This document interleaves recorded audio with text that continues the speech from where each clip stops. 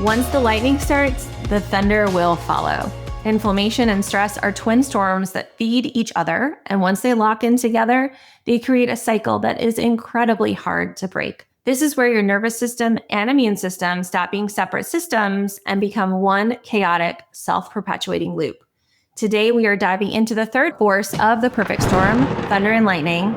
Hi, everyone. Dr. Wada, quadruple board certified allergy, immunology, lifestyle medicine physician. I have dedicated over 15 years helping people with complex immune conditions, and I live with one. I live with Sjogren's disease.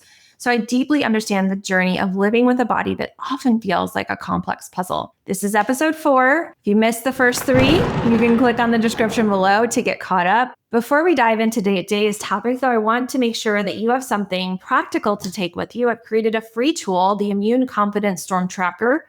It is your 4-hour roadmap to recognizing your inflammation triggers and calming the storm. Simple self-assessment tool, takes about 10 minutes, and it's to help you pinpoint which of these 4 forces is really stirring the pot into your immune storm.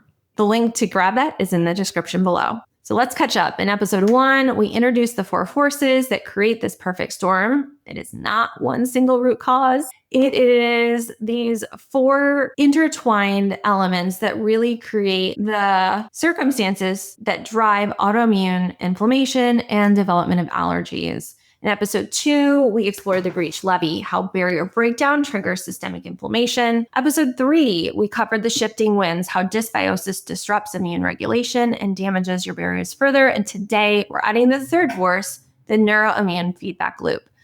Here's what you need to understand going in. Your nervous system and your immune system are not as separate as I may have been taught. They are in constant communication with one another. For both of them, their role is to ensure that our body is safe and protected in our space. And if they get signals to say otherwise, they are informing the other very quickly because they're in constant communication. So when one becomes dysregulated, it pulls the other along with it. And for those dealing with chronic stress, poor sleep, past trauma, on top of physical symptoms, this feedback loop is often the thing that can keep us stuck. So today we're going to break down exactly how this works, why it matters so much for autoimmunity and allergy, and what rebelling against this cycle actually looks like. So let me start by explaining the relationship between these two systems. Your nervous system, particularly your automatic nervous system, is constantly regulating your immune response. Your immune system is constantly sending signals back to your nervous system. It's a bi-directional highway. Your autonomic nervous system has 2 main branches, the sympathetic, your fight or flight response. When activated, it releases stress hormones like cortisol, which is Mother Nature's prednisone, and adrenaline, Mother Nature's EpiPen, and parasympathetic nervous system, your rest and digest response. The main player here often we talk about is the vagus nerve, which has anti-inflammatory effects. In a healthy state, these 2 branches are relative balance, but chronic stress tips that balance. When your sympathetic system becomes overactive, your vagal tone or your parasympathetic response drops. And here's what happens when sympathetic drive dominates. Cortisol patterns get dysregulated, inflammatory cytokines increase, immune cells shift towards pro-inflammatory states, your gut barrier weakens, breech levee, hello again, your sleep gets disrupted, and your microbiome shifts. Hey, shifting winds. This isn't theoretical. There's extensive research showing that people with chronic stress, PTSD, increased rates of adverse childhood events, other forms of nervous system dysregulation have higher rates of autoimmune disease. And this is where we think this all comes together. So now the reverse can be equally powerful. When your immune system is activated, when it's releasing inflammatory cytokines like interleukin-6, TNF-alpha, interleukin-1 beta, those cytokines just don't stay where they're secreted or created.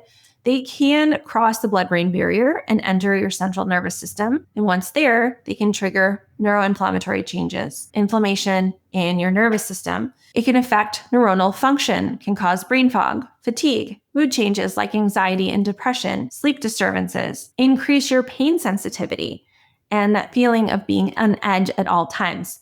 Get off my lawn. That neuroinflammation tells your nervous system to stay on high alert, which tells your immune system to stay on high alert and keep on firing. So you're locked in this cycle. Now, I want to talk about one specific cell type that sits right at the intersection of the nervous system and the immune system, which is the mast cell. Mast cells are immune cells that are best known for their role in allergic reactions. They release histamine and other inflammatory mediators. And here's what's really fascinating. Mast cells are found throughout your body, in your gut, your skin, around blood vessels, and most of them are found touching or very close to touching small fiber nerves. They are directly activated by stress hormones, by inflammatory cytokines, nerve signals. And when mast cells become overreactive, often we'll call this mast cell activation syndrome or other mast cell disorders, they create cascading inflammatory response that affects multiple symptoms at once. People with MCAS often experience multiple sensitivities to food and chemicals in their environment: flushing, hives, itching, digestive issues, anxiety, brain fog, fatigue, pain.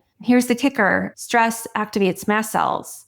Mast cell mediators increase anxiety and nervous system reactivity, which create more stress, which activate more mast cells. Again, another feedback loop.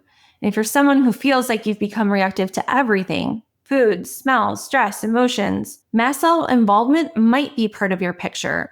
And stabilizing mast cells often requires both immune system approaches and sometimes tapping into the nervous system too. So I need to talk about something that doesn't get talked about enough in a typical doctor's appointment, and that's the role of chronic stress and trauma in inflammatory diseases, in particular in autoimmune disease. If you've been through prolonged periods of high stress, maybe years of being the caregiver, the high achiever, the eldest daughter, elder millennial, the one that everyone depends upon, if you've experienced trauma, whether it's physical, emotional, relational, if you spent most of your life feeling like you need to be on all the time, vigilant or prepared for the next crises, your nervous system has been shaped by those experiences. And the research is clear. Adverse childhood experiences, chronic stress, trauma, all of these are associated with higher rates of autoimmune and other chronic inflammatory diseases later in life. And this isn't about blame. This isn't about saying you caused this with your stress or your personality type, led to your diagnosis. But what I'm saying is your nervous system adaptations, the way you learn to survive and cope, can contribute to immune dysregulation. So there is a theory called the Polyvagal theory that helps explain this. And there are 3 nervous system states that are described. Ventral vagal, which is where you're safe and social, you're calm, connected, able to rest and digest. Sympathetic, where you are in fight or flight, you're mobilized, you're on alert, you're ready for action.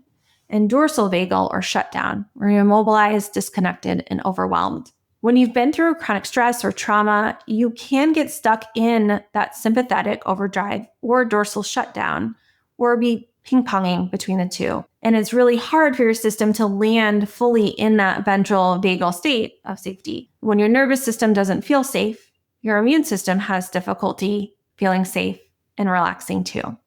And this is why nervous system regulation isn't necessarily optional for immune system healing. You can eat all the right foods, take all the right supplements, heal your gut. And if you're still stuck in threat mode, the storm is going to keep spinning. So that brings us to the 3rd R of the immune confident framework, which is rebel. We must actively rebel against these old cycles. That means learning to regulate your nervous system, recalibrate your immune response. So what can that look like in practice? Take the shape many different ways. We can work through our vagus nerve, which is our primary parasympathetic pathway, by strengthening vagal tone, which has anti-inflammatory effects. And there's actually been some research looking at even implantable devices that increase stimulation through the vagus nerve that have been shown in different models to help rheumatoid arthritis-like picture. So what are some practices that can activate the vagus nerve? Deep, slow breathing, especially exhaling longer than you inhale, so breath work, humming, singing, chanting, gargling, cold exposure, water on your face, maybe cold showers, though interesting cold plunges for women don't look like the juice does not look like it's worth the squeeze. Connecting with others in a state of feeling safety, so feeling safe in community. These aren't just relaxation techniques, they're physiologic interventions that can help shift your nervous system state. There also are somatic practices because trauma and stress are stored in the physical body. Sometimes talking isn't enough. Somatic practices help you discharge that stored nervous system activation. So trauma-sensitive yoga, some gentle movement practices, dancing, shaking, expressive movement, tapping. Some people will find body work like massage or craniosacral therapy helpful.